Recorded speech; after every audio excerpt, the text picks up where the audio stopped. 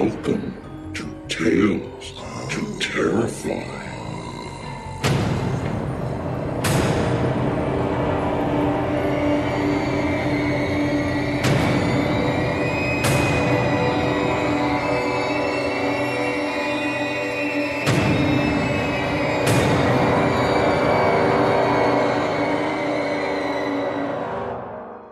Good evening, children of the night. I am Stephen Kilpatrick, and I will be your host for the night. Come in, get settled, pour yourself something to drink, find something to eat, and we'll get started. Before we dive into business as usual, I'd like to let our listening audience know that we're putting out a call for an editor to help out around here at the Nook. I won't inject the details of that right into the middle of things, but if this caught your ear, at the absolute end of this episode, I'll include details. Tonight will be one big bite of fiction. Our story for the evening will be Gary Fry's The Familial, weighing in at just under an hour. So Mahler, the ink-black cat of the Nook, and I will be keeping you just a bit longer than usual. Gary Fry has a first-class degree and a PhD in psychology, though his first love is literature. He lives in Dracula's Whitby, literally around the corner from where Bram Stoker was staying while thinking about that legendary character. He has been writing seriously for about 10 years, despite dabbling with prose since his teens. His first sale was a rather grand one, a short story, both and, to Ramsey Campbell for inclusion in the international anthology Gathering the Bones. Gary has had a number of books published, including short story collections, novellas, and novels. His first collection included an introduction by Ramsey Campbell in which Gary was described as a master. All these books reflect Gary's preference for page-turning narratives, complex thematic development, and compelling characterization. Gary has a deep interest in psychology and philosophy. Indeed, related concerns inform his fiction. He likes to think that every facet of his thought can be strung together by reading his assorted pieces, each adding to the whole. A vision, if you like, and if that doesn't sound too pretentious. But he's never been one to flinch away from ambition. Finally, Gary wishes to welcome all to his presence on the web and may be contacted at gary.fry@virgin.net. And with that, tonight's story. I'd never really known my father. He died when I was 4 or 5. I could never get Mum talking about this long enough to endure which. All she'd say was that it was some form of car accident, that booze had probably been involved, that he hadn't been around much anyway, so I shouldn't think I was missing out on anything. And could we talk about something else now, please? But my 7 or 8-year-old self had yet to learn about tact. So I just went on and on. What had he looked like? Eventually, she found me a photograph in the loft of that rented terrace we shared in one of the grubbier regions of Bradford. It showed a chubby man in a pub, a pint before him grimacing into camera. I kept this inside the cover of my favourite book, a dense collection of ghost stories. And I was perhaps 9 when I asked a final, ostensibly innocent question about my dad. He must have had something good about him, because you lived with him and you both had me, didn't you? He was a good provider, my mum had replied, and that was an end to it. She'd been tired from another shift at work, and by this time I'd begun to develop some of that crippling sensitivity, well, shyness actually, that has made every engagement so difficult since. Well, life went on uneventfully. I got by at school, despite never having what most of the others had. Expensive toys, regular holidays, both parents. My mum worked hard at the catalogue warehouse and was even made head telephonist on my 10th birthday. We celebrated by ordering a rare takeaway pizza. That's one of my most treasured memories, just the two of us locked away together. But it never happened again because a few months later, she met Arnold Mock. Sarah Glover was a very proud person. After her disastrous marriage, she'd even reclaimed her maiden name. though I was left the way I'd been christened, Richard Keene. She was tallish and slim, her pale skin colliding with short dark hair. I'd describe her as quiet, secretive. She'd often write in a very deep notebook that she never left about our tiny house. We lived modestly on what she could afford, while saving in other areas. She'd cut my hair with big scissors, encourage my fondness for reading rather than playing all the computer games that were taking the market and establishing friends among other children.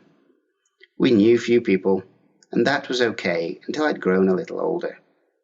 Something was missing, possibly by that time for the pair of us, and it was this void that was filled by the black and white man.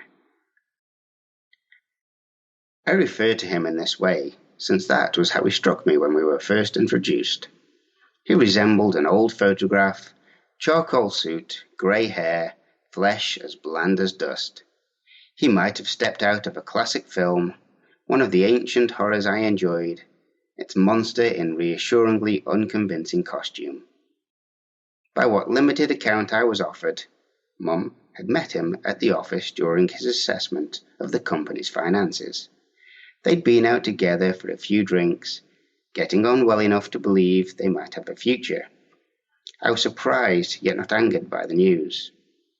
Whenever I stayed at my grandma's, I'd assumed Mum was putting in extra hours to meet both our needs, so I suppose I was a bit envious. Nevertheless, this didn't last long, because, after Arnold Mock had driven us to his home, at which it had already been decided the three of us would live, I was certainly impressed. The property was a big, detached on the outskirts of the city. It reminded me of a building in one of my favourite Gothic tales, shadowy eaves, peaked gables, elaborately arched windows. Inside was every bit as lugubrious. Either the bulbs were dying or had been bought to deliberately mimic candlelight. I remember my mum giving Arnold a small hug, the first show of affection I'd ever seen her express to a male other than myself. That made me feel strange, though I was easily able to repress the sensation when, at the owner's uncertain behest, I went upstairs to explore what would become my huge bedroom. I was too young to articulate my feelings, too excited by our suddenly transformed lives to spare the issue anything but perfunctory thought. Over the following months, I got to know slightly more about the chap who that year, my 11th, would become my stepfather. A wary, reserved individual in his mid-40s, he had no family of his own. He was a well-paid accountant with a big car and was very generous. I'd heard him trying to persuade my mum that she needn't continue to work, though for some reason she persisted in doing so. On the evenings of her shifts, Arnold would look after me, though I have few explicit recollections. I think he was uncomfortable in my presence, a factor hardly eased by my own innate reticence. I was rather clingy to my mum in the early stages, and perhaps Arnold had detected that. So there the two of us were, each unsure of the other and with a hapless mediator, striving too hard to keep the house happy. My mum shouldn't have worried back then. It was only later that the situation grew wrought. Maybe it was the amount of money he'd already spent on me, and which I'd gratefully accepted, which persuaded him to suggest that I go to a boys' grammar school. I hadn't been doing particularly well at the local comprehensive. Could it be that Arnold, who was very intelligent and had a library to put my bookcase to shame, was embarrassed by this rather portly, academically average teenager? However, this might have been my paranoid reading. I'd begun puberty at 12, my voice breaking, crinkly hairs developing, moods a many a day, and had withdrawn even more into myself. Frequently, I'd sit on my bed with my favourite book open, staring at the photograph of the man in the pub, and wondering why he wasn't here today, helping me through this difficult period in whatever complicated way I required. I certainly held nothing against Arnold Mock for trying to assume that role. It was rather the way he went about it which was troubling. using financial methods as a substitute for direct affection. In any case, the upshot was that after my 13th birthday, I started studying for my GCSEs at a public institution on the far side of Bradford. Mum couldn't drive and Arnold worked in Leeds, so it was he who willingly conveyed me each morning to the grounds of the imposing establishment. It was good to arrive in the purring Jaguar, though I hated the silences which accompanied the trip. All I'd ever see were his gloved hands twitching on the steering wheel, while simultaneously enduring his nervous attempts to get me to talk about anything which took my interest. The trouble was that I only enjoyed scary fiction, and he was more into the hard stuff like philosophy and psychology. He had journals delivered from all over the world, had quite a stretch of them in his upper shelves. So, at our one point of convergence, reading, there were also impassable differences. School was okay. I made several new friends, none of them rough like at my previous establishment. Some of the more aloof pupils kept their distance on account of my cruder accent, but there were larger terrors to negotiate, the most unsettling of which was changing for game lessons. I'd grown conscious of my body for two reasons. First, because that's how teenagers are, narcissistic, I believe it's called. Had I picked up this term from Arnold? And second, because I'd begun to fill out, get sturdier, develop a gut. I was sure the other boys watched and sniggered as I undressed, to such a degree that I often ended up looking back at them scrupulously. Although the fact hadn't occurred to me at the time, I imagine many suspected I was gay. Yet nothing could be farther from the truth. What with my mum's job, there'd always been plenty of catalogues lying about the home. It was in these that I made my first acquaintance with sexuality. I found the fair-skinned girls the most attractive. They reminded me of the exotic ghosts in my favourite book, only without any chains and the continental settings. I recall stapling the cover of a horror magazine over a composite of pages I'd snipped from lingerie sections, the better to convince my mum, who often wandered into my bedroom unheralded, that I was merely reading. She must have taken this as some form of encouragement regarding my relationship with her husband, because she once left one of his articles on my pillow. I gave this a try, yet didn't get very far. It was about dreams and their interpretation, an analysis of how real desires are often represented by approximated imagery. What did this have to do with me? I soon went back to the heavenly figures, long-limbed, slender, raven bobs, in my homemade compilation. And, around that time, I discovered masturbation. I could manage this delicious act a couple of times a day, once in the morning before the two of them awoke, and again at night when they were both in bed. That second time I'd listened carefully for movement next door. They'd both ceased discussing me in private. Maybe this had hitherto resulted in too much arguing and general unease. Indeed, they now appeared to be getting on better than ever. On at least 3 occasions a week, I'd hear from their room quick, breathless panting sounds, which had, of course, taken on potent significance since my first blossoming of adult awareness. I was rather disturbed by the thought of my mum penetrated by the effete Arnold Mark. The man was so withdrawn in all other matters. In any case, while they were up to that, I might do the other. In fact, I only ever feared my stepfather coming in and catching me, and all of this must have been on my mind one evening, since I had a nightmare in which Arnold stepped in with scissors and chopped down at what I'd almost coaxed to that sweet moment of pleasure. A few years passed in a frenzied blur. I became more cloistered and sullen, none of which helped me out of a trap of loneliness and misery.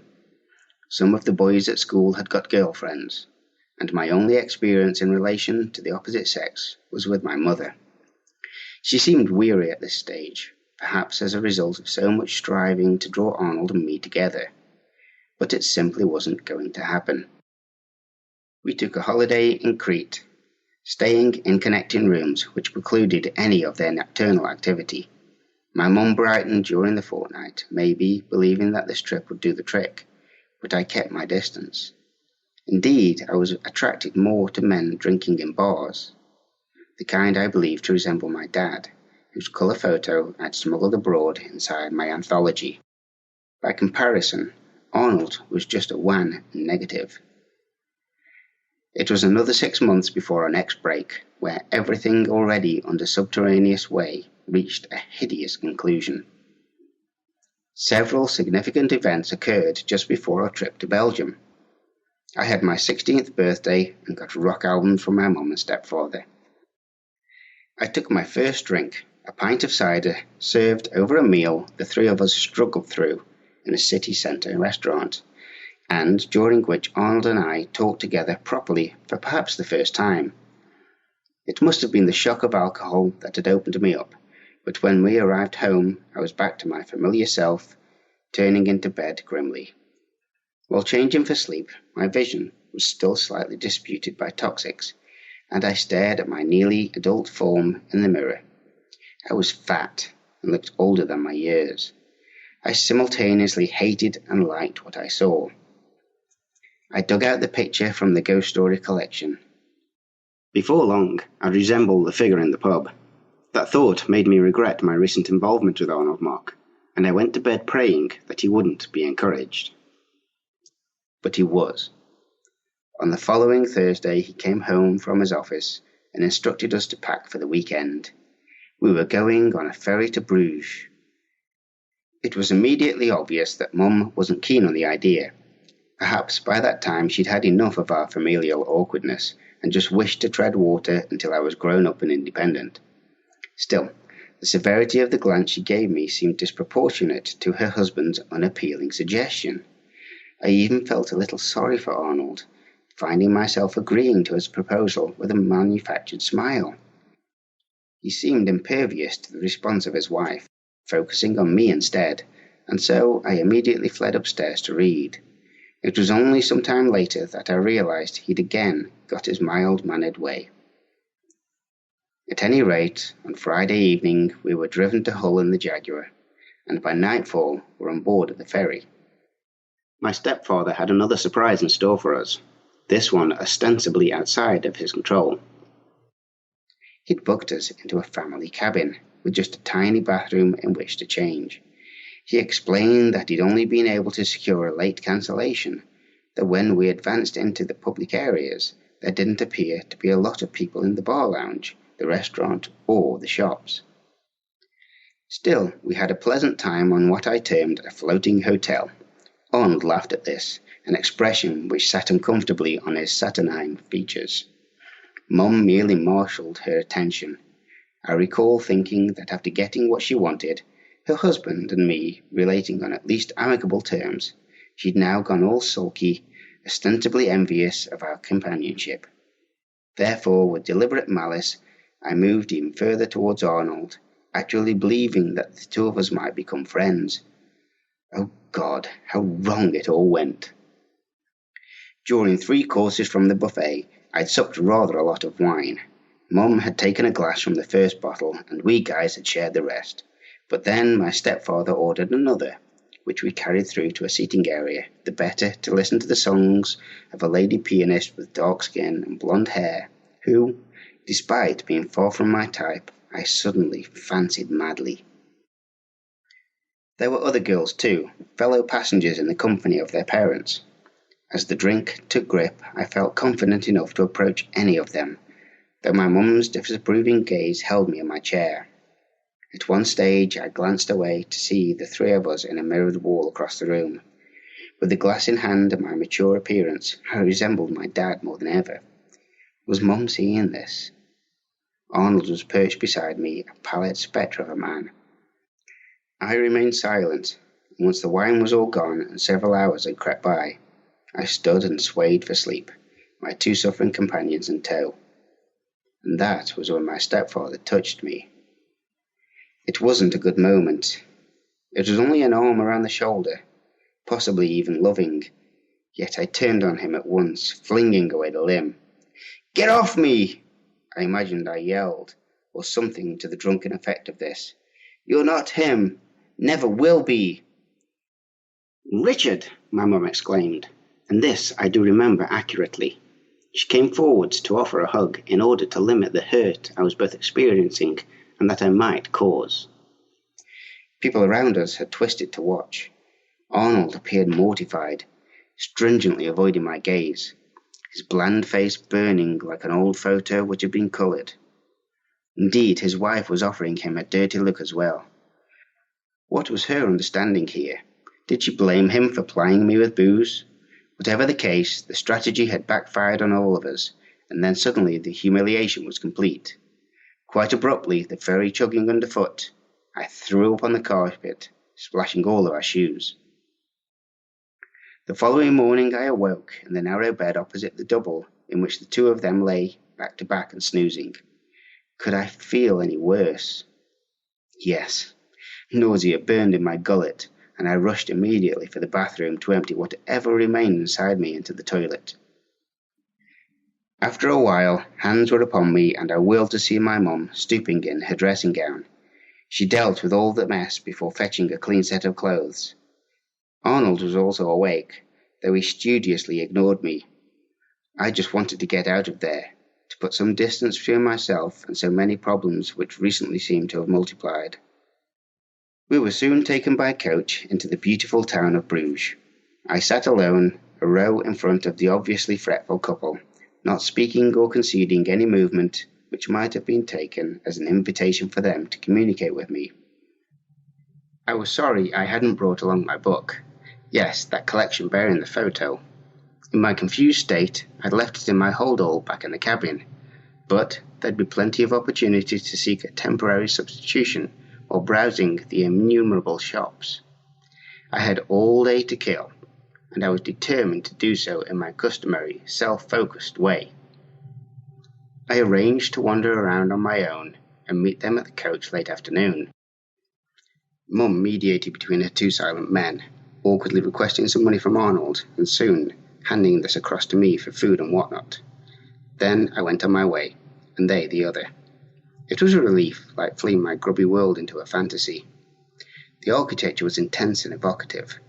Historical building, the great majority in the Gothic style described in my beloved tales, loomed over cobbled lanes, all as dark as dreams or nightmares, their detail every bit as elusive. There were countless churches, whose broad naves frequently birthed nuns on bicycles, heaven's angels. I amused myself by calling them. Around lunchtime, I saw a couple of the pretty girls from the ferry, though of course I hid from them, before continuing to walk alone. After combing several packed, handsome emporiums, I chanced upon a back street precinct barred to transport and landmarked by a disused bandstand, and it was here that I came across the perfect outlet for me, a book and wine store. The property was one of a row of terraces and 3 stories high. To each side stood anonymous dwellings, their windows black and grimy, and opposite was a rank of similarly shut-up frontages.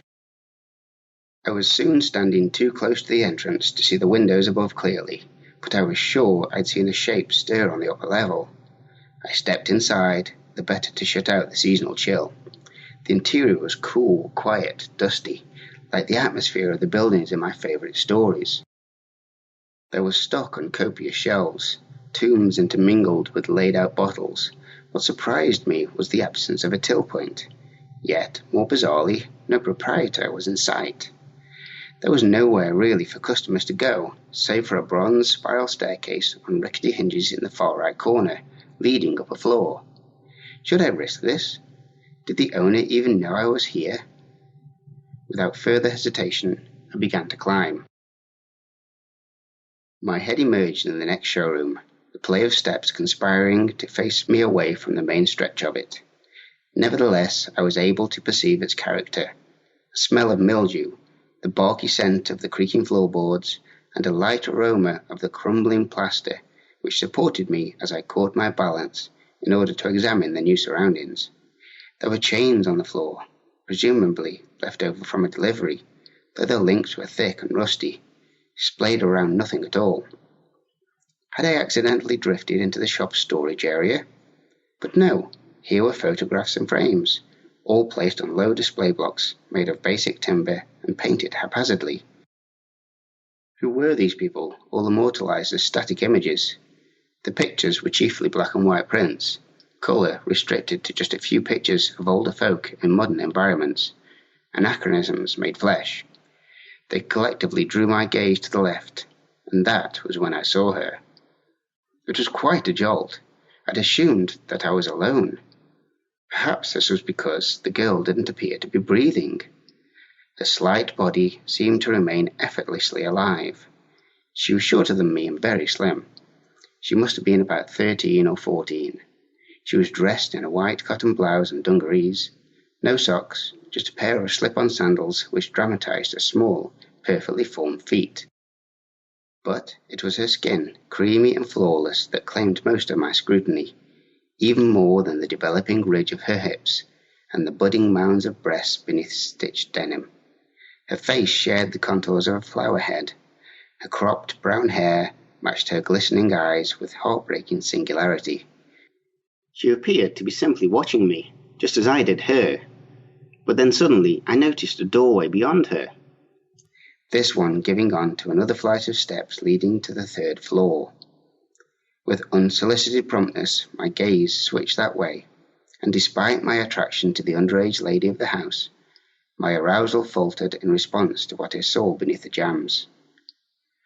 The doorway was high, almost striking the ceiling. The staircase through the opening sloped severely, and on the stripy wallpaper alongside it, there was a huge mirror. From this perspective, its reflection showed me the room above in which a chair was stationed. It was one of those chunky vinyl models, upholstered smoothly with forceful quilting points. The window behind this item of furniture, the one I spied briefly from outside, illuminated the single visible side of the seat. And not only that. There was an arm rested on the flat surface of the chair's frame. It was hairy and plump, that of a man undoubtedly. A firm fist grasped the stem of a scooped glass, which had a coppery spirit lapping in its base, as the meaty fingers went about moving the receptacle in a steady, swirling motion. I gazed again at the girl, and discovered immediately that she was offering me such a look of attraction that I froze at once. Indeed, I knew I could do nothing at all to act upon this obvious invitation. The man's hand holding the glass in my peripheral vision prevented me from even contemplating it. I was inexplicably terrified, and anything other than this I was unable to judge, since I instantly wheeled away, the juvenile girl a miserable blur, while my mood plunged as I headed out of the exit for the bandstand, never glancing anywhere but in front, my path ahead, and the slow, horrendous voyage back to grisly existence. This had all happened like a peculiar dream, and it stayed with me as precisely this, haunting my thoughts, denying everything I experienced henceforward so much as a modicum of joy. Upon our return home, my life assumed its original pattern. I went back to school to begin the final critical year of my GCSEs. I didn't shine in any subject, though I tried hardest in English. For my coursework, I'd chosen to study the Victorian ghost story and had been required to read various difficult commentaries, most of which were lost on me. They were all about matters which went on beneath the surface of the tales, the political mores that were being subverted, the libidinous implications of specific manifestations, even a deconstruction of familial issues. At the end of the academic year, I managed 5 decent grades and 4 others which were negligible. I might just successfully have applied to do A-levels, yet my heart wasn't in education anymore. So, without discussing the issue with either my mum or my stepfather, I took the advice of a careers guidance officer by applying for a job at the Central Library in Bradford.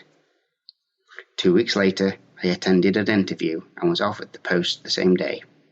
I began work in November, almost a year after my delicious, dreadful experience in Belgium. I continued to live at the secluded house, somehow negotiating a tense coexistence which drained us all. Arnold Mock hadn't asked for any contribution to the housekeeping from my wage. There had always been plenty of money. However, My mum was certainly unhappy. She'd gone back to writing those private entries in her never-to-be-read-by-others journal. She now looked older than her 40 years. Her fine white flesh had begun to appear sallow, and her hitherto slender body rather stick-like.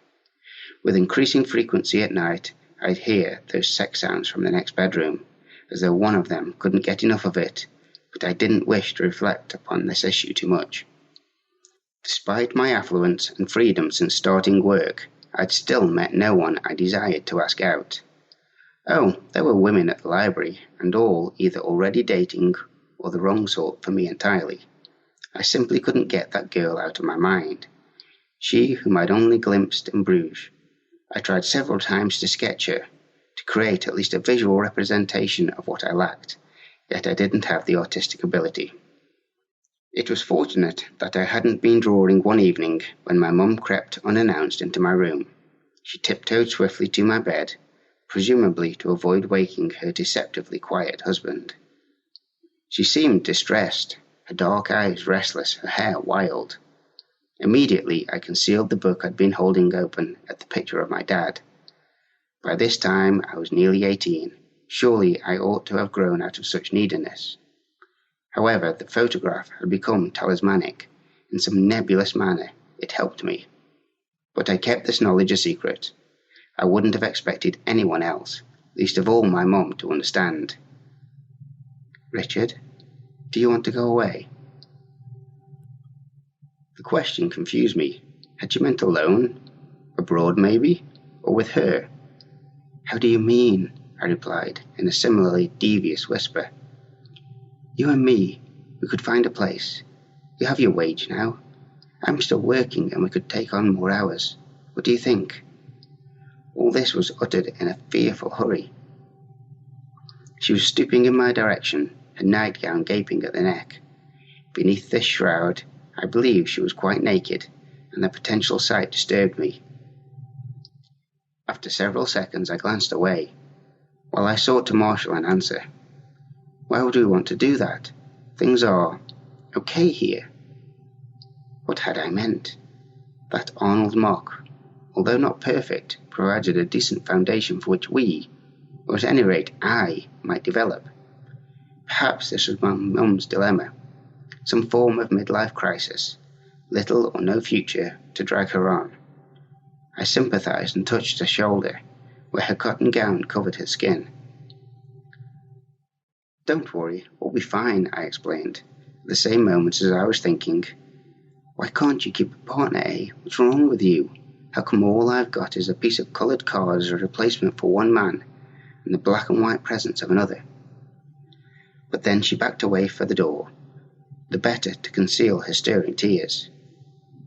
"Whatever happens, you'll be provided for," she told me, her voice now a touch louder, and she went out.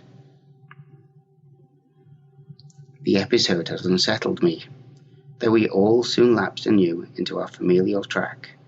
A few uneventful months dragged by, and then my birthday was approaching. Arnold had again grown attentive to me. Mum just rattled around in the background. Maybe, since I was becoming older, my stepfather felt he might interact on a man-to-man basis.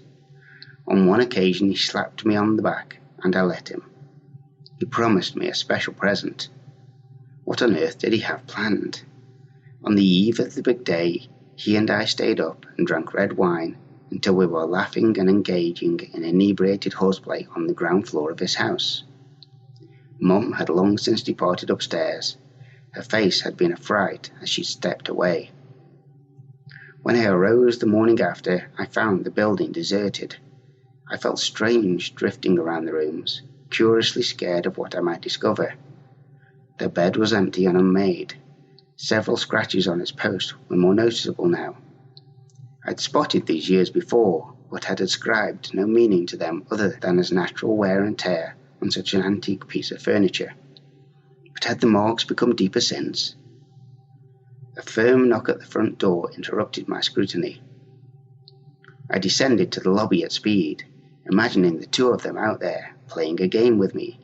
They'd be carrying my gift, all smiles and hope for our lives to come, and finally won over by generosity, maturity having softened me, I'd give in, consider us a family. So I opened the door. There was indeed a pair of figures standing in the noon-shadowed portico. Even better, a man and a woman, but these were not the well-known faces of my mum and stepfather. They were both younger and wore helmets. They were police. It had happened this way. My parents, at any rate that was what the constables called them, had been travelling on a Leeds to Bradford dual carriageway when their car had run off the road and plummeted into a shopping complex many feet below. The vehicle had crumpled on impact, killing both occupants instantly, the small dashboard cutting into them before crushing the only two seats into the cramped luggage compartment behind. But how could this be, I'd asked dazedly, when the family car was a huge four-door Jaguar? Not so, the uniformed chap had explained. Although identification found on the bodies had been that of Mr. and Mrs. Mock, their transport was a compact sports saloon, a brand new model bearing that year's registration. My birthday present. When the officers were leaving, the woman turned to me and said, "We're dreadfully sorry, Mr. Mock." And although the thought had at once crossed my mind, I didn't correct her. I learned later that Arnold had bought the £8,000 hatchback a week earlier.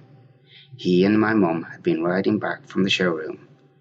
During our drunken fracas the previous night, Arnold had promised to give me driving lessons, and now I knew why. The poor bastard. For some reason, I couldn't even start to assimilate the death of my mother. I was numb for several days, and stayed off work a fortnight while I arranged the funeral. The event itself was a subdued affair. Few people attended because we'd known hardly anybody. After the burial, side by side in the local churchyard, we ventured to the dark old house and drank alcohol all afternoon to strip ourselves of the savage injustice of the accident.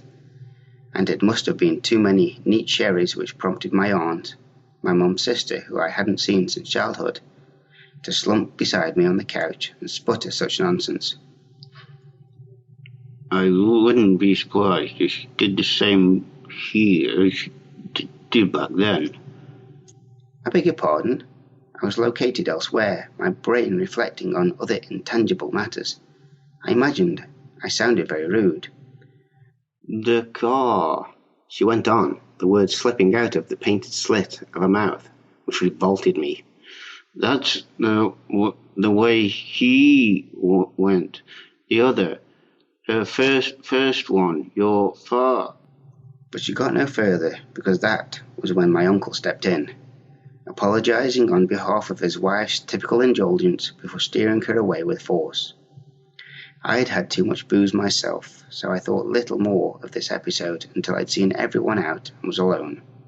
But whatever it had meant didn't trouble me for long. I went to bed early that evening, the noises in the building clearly its ancient structure yielding to elements which the world could well live without.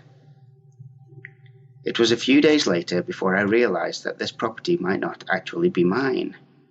I'd had no success contacting any of Arnold's relatives. He'd been an only child, one of his office colleagues had revealed, and both his parents were dead. The Mock line might just as well have ended as he did.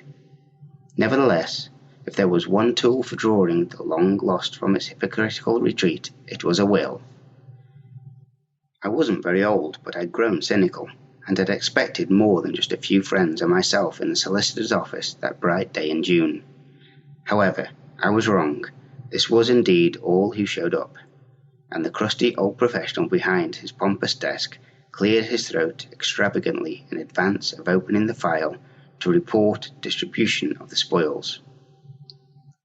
In fact, this reading had been delayed by a prolonged investigation by the police into the ostensibly accidental deaths. A thorough examination of the crashed car had revealed 2 sets of fingerprints on the steering wheel. Nothing unusual about that, the inspector concluded, though apparently I'd said something which had made him think again. I'd mentioned that my mum hadn't been able to drive. Now why should her hand have been on the leather wheel at all? The dabs which matched my mum's had been towards the passenger seat side, as if, while the vehicle had been guided along the straight road, she'd reached across to interfere.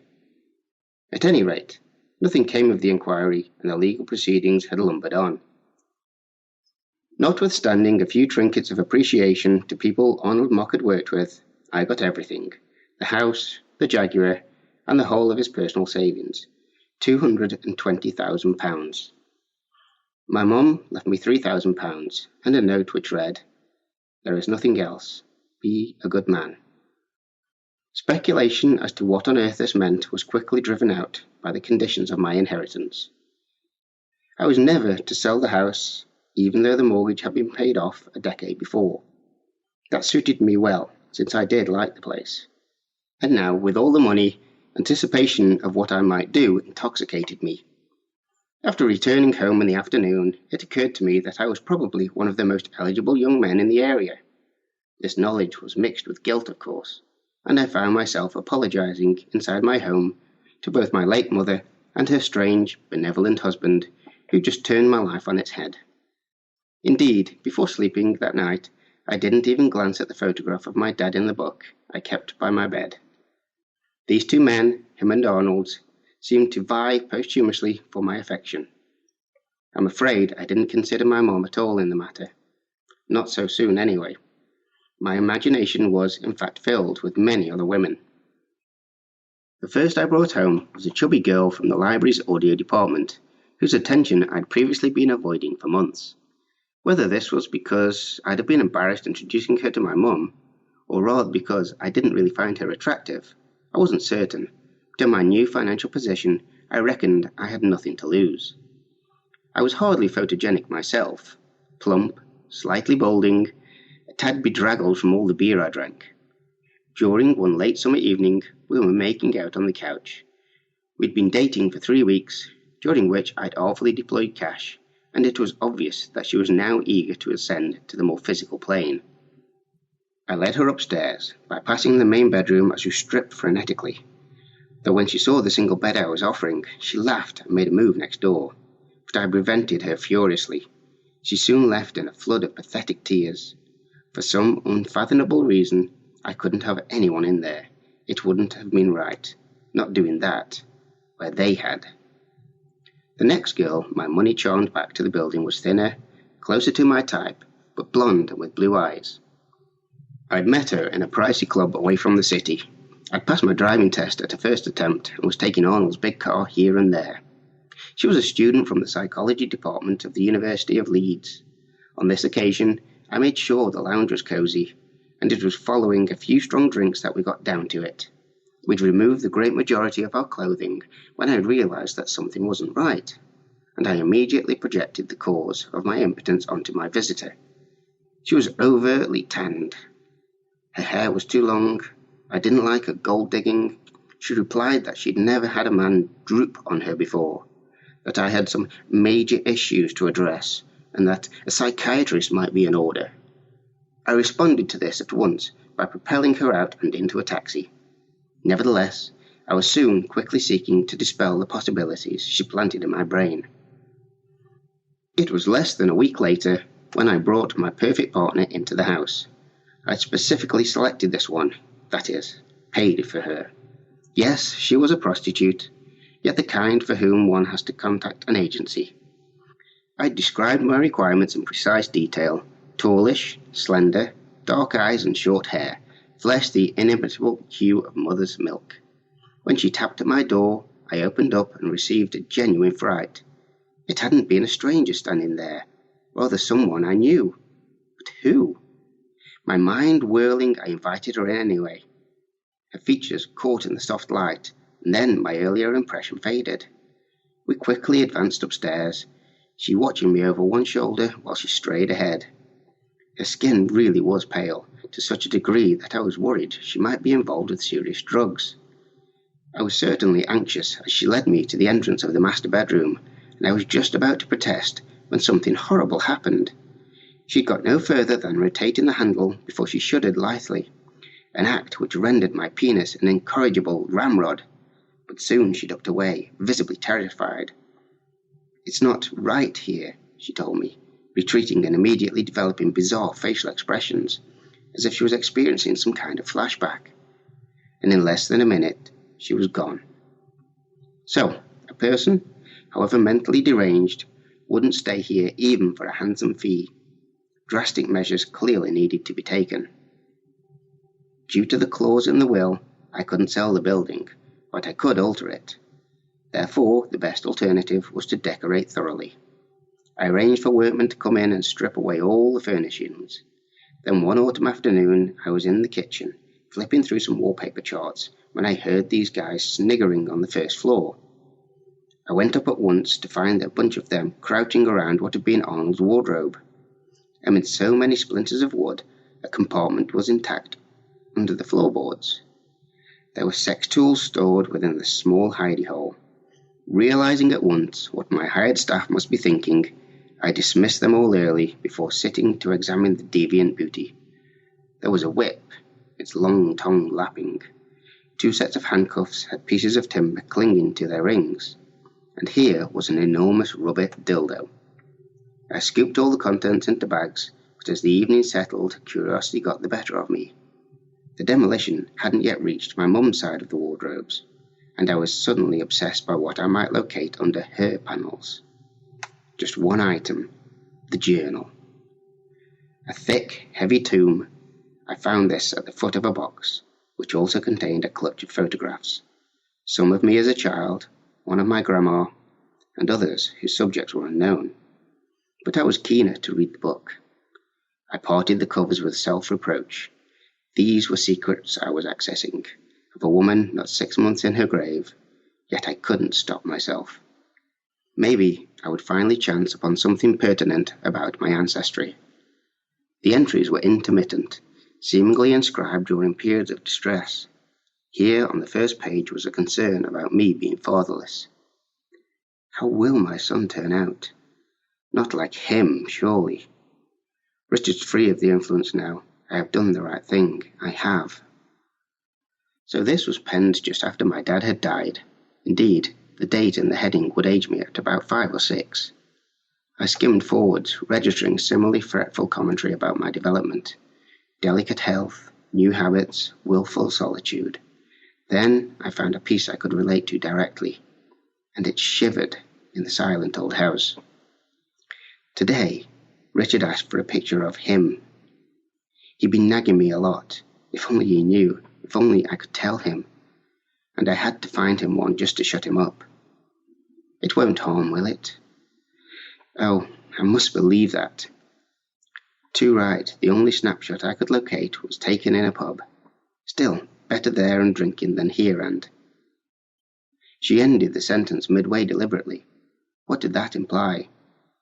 I paged on, eventually halting at a section which seemed brighter.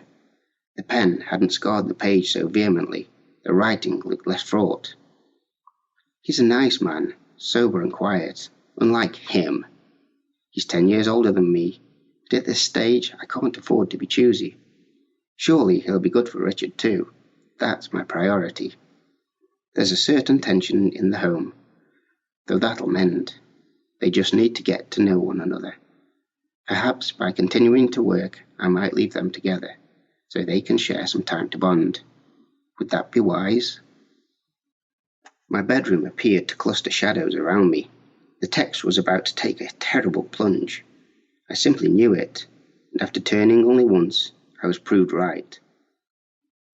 There hasn't been an entry herein for some time. That's because I haven't wanted to admit it even to myself. A few weeks ago, he, not the original him, I'm calling the new one he, brought home an item for the bedroom. What had I imagined? An ornament? Foolish bitch. I've been here before. Well, at least he asked before doing such things to me. Do I have to play along to protect Richard? Or is it already too late? Surely it doesn't follow that since the appetite of he is similar to that of him with regard to me, then he would go as far as him with regard to. I can't write it. I'll have to do something else. Maybe the same something I did back then. I'll be looking for justifiable evidence. Oh yes. Oh yes. My hand functioned quite autonomously. He's been paying far too much attention recently. The trip last year to Bruges, the shared room, the drinking, The hand about the shoulder was one thing, but now he plans to buy him a car, offer him driving lessons. What's he up to? Surely Richard's safe at nigh on 18. Might he be genuine? I've seen his gratifying will after all. Can he afford to offer benefit of the doubt? I'm old and tired. The nights grow demanding and degrading. I can never leave this house without revealing too much. I tried only the other night, and Richard couldn't understand. I'll hide this document to serve as a confession. Maybe one day it'll be found when he's old enough to understand. The vehicle it is then, this time, both of us. That was her final contribution. I placed the book aside and took up the pictures. One showing a young woman, alert and hopeful. It was with an unpleasant jolt that I realized this must be my mum before she'd had me, prior to meeting my dad and Arnold Mock, two men who, by the present account, had combined to destroy her. But had she in fact taken them both along with her to save me? I might have helped, yet I'd known nothing, and there wouldn't be another opportunity. I recall thumping the bed that evening, an outpouring of grief which I'd possibly been repressing. I slotted the photo of my mum in my favourite book and screwed up the picture of my dad, tossing it out with the litter which was the last remaining evidence of my stepfather. His property appalled me now, and soon I was out in his loathsome car, a necessity just then, though I'd replace it soon, and driving. I needed to get away quickly. Whereabouts it didn't matter. However, the motorway seemed to tug me towards Hull. From there, the dockside, where I was able to secure a ticket on a Belgium-bound ferry. Yes, there'd been one day in recollectable memory during which I'd been happy. My single item of luggage, the ghostly anthology. I fell asleep naked during the crossover, my dreams consisting of a solitary girl in a room, staring at me plaintively, as speechless as a corpse. I awoke early, my head full of vague speculation. I dressed and alighted, clambering into the coach which would take me to Bruges. The slow trundle across so much flat land brought ideas racing to the surface of my reeling brain. Had Arnold Mock left me his house and money as a way of apology? The suggestions my mum had made between the lines of her sorrowful prose were unthinkable. I had to bring out that image of her just to suppress attendant thoughts. But it was no good. The question rose unbidden, directly from the heart of me. Had I been abused by my father, and had my stepfather wanted to do the same? The bastards! I wept. As I advanced into the town, I recalled more words. My mum's note on her will. There is nothing else. Be a good man. I hadn't understood this at my first reading. It had surely been simultaneously the suicide note of a murderer and a plea for me not to repeat the original crimes. I tossed the short stories with its aching occupant into a bin in front of a church and then hurried on. The better to end all my hurt. I was suddenly in an unreal place. I would know what I desired when I saw it again. Why had I fled on that previous occasion, approximately 3 years ago to the day? What with my hangover that distant morning, the event had seemed supernatural. In fact, as I searched the streets for the lane beyond the bandstand, my memories remained fractured. The shop had been unlike anything I'd ever witnessed before. 3 rooms piled on top of one another. There'd been no till point and no proprietor, except for that glorious figure on the second floor, as well as an altogether more enigmatic presence on the upper level. Was this why I'd departed so swiftly? Knowledge that the daughter was underage, while her father prowled above? Now, however, the girl would be legal and independent, and I might use my honed wiles to attract her. Oh, I realize that such reasoning sounds crazy. One has to appreciate my state of mind as I relocated that book and wine store. I immediately charged towards the entrance, excitement allaying the chill of the cruel, rough air outside. I hadn't gazed as high as the 3rd window up, because the sign above the door had caught my attention. Electra, it said, a foreign reference I was unable to interpret, so I went inside. The showroom on the ground was much as I remembered, though dustier, as if no one had troubled the cloth since my last visit. The stock, creaky volumes with leather spines, innumerable chunky carafes, hadn't stirred at all, or so it appeared to me. Again, there was nobody about, save for shadows playing in the corners, dust motes twirling in daylight. Hastily I assailed the tarnished spiral staircase, thumping up in a full circle to reach the next floor. The framed photographs were still on display, presumably the same subjects gazed across time and space, transcending death, decomposition, or maybe worse. The only difference I could perceive was the absence of any chains on the floorboards. But then I heard one stir behind me, and as my heart drummed wildly, I turned to address the formidable source of this sound. The pretty girl I'd seen on my first adventure here had grown into a beautiful woman. She was perhaps 16 or 17, her clothing more becoming of a mature outlook. She was dressed in a blouse buttoned modestly to her neckline, pushed out of shape by considerable breasts. Her skirt emphasized the curves of her hips, terminating at the level of her shapely knees. She wasn't wearing tights. Her pale shin flesh mimicked that of her face. Her broad eyes and neat bob were an identical brown to that of a pair of low-heeled shoes. Yet I didn't wish to glance down there, nor back at her head, which appeared inexpressibly terrified. Her arms waved to each side, but this didn't claim my attention either. So it was top or bottom, and as was my usual wont, I let matters fall. The silver links of her shackle encircled one ankle, the further end bolted to a fixing on the wall. She'd been attached by a chain to the property. Then I stared at her anew. She was who I'd come for, and damn any consequences. However, I was just about to speak when, her lips twitching like dying worms, she beat me to the act. "Help me!" she pleaded, her accent wholly English. It reminded me of exactly what her appearance had, the picture of my mum I'd just discarded. "They won't let me go. I've tried, I've protested, I've wandered around aimlessly forever, but they won't let me go!" And she shook her restraint with vilest frustration. Something about either this gesture or her words had deflected my focus to the left. I simply wasn't able to assimilate her subdued panic on her use of the plural with regard to who I could only assume must be her parents. Indeed, as I observed the mirror on the wall through the vacant doorway, I heard light footsteps above the ceiling. Was someone creeping about up there? Perhaps the man was out of his seat. But no, the chair remained in front of the window, that familiar plump, hairy arm sloshing the bronze spirit at the bottom of its scooped receptacle. So who was pacing out of view? Suddenly a shadow fell over the figure near the glass. Would this be the wicked mother, every bit as unfeeling as her husband? Had she endorsed by inaction the act of locking up their adult daughter? A piece of starved skin soon encroached on the reflection, feeling for the back of the seat, an effete hand.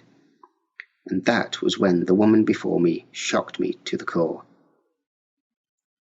"Save me, Richard," she said, and her voice now sounded so much like my mother's that I began to shake ruthlessly. She was crying loudly.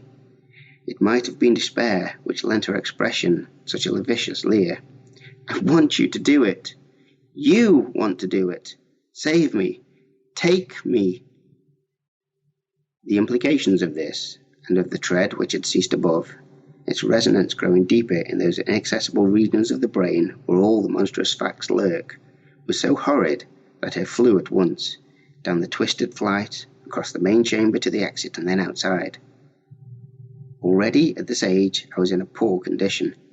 My fat, beery body wobbled and stirred.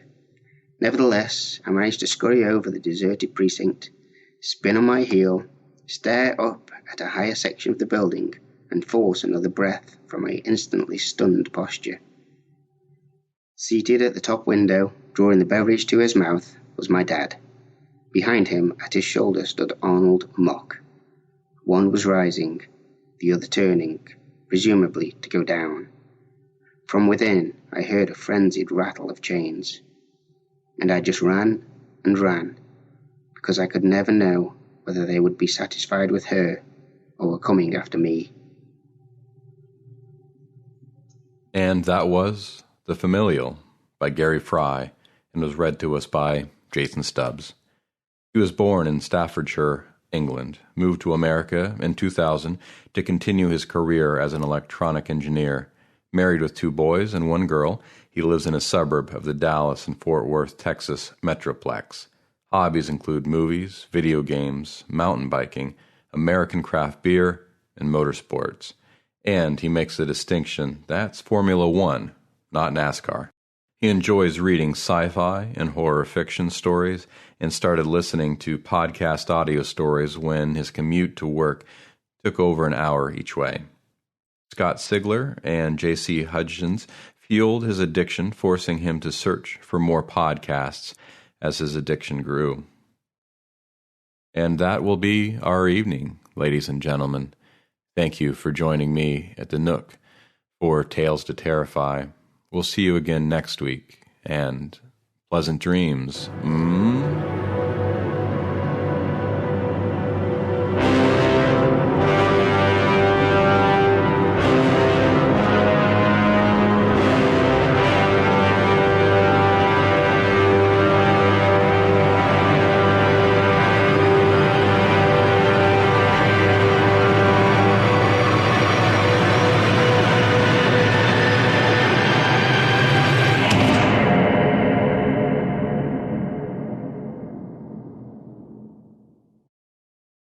Tales to Terrify is looking for an editor, and I thought that I would let the listeners know, what does an editor for Tales to Terrify do? The primary duties are: 1, evaluate stories submitted to the podcast Gmail account for quality; 2, pair accepted stories with appropriate narrators; and 3, maintain the show's Google Doc spreadsheet with status of stories. Just for the sake of clarity, this podcast is a labor of love, and no one gets paid, including the editor. For myself, the role took up about 1 afternoon a week. If you have interest in helping out the podcast, or further questions about the specifics, please send me an email at talestoterrify@gmail.com.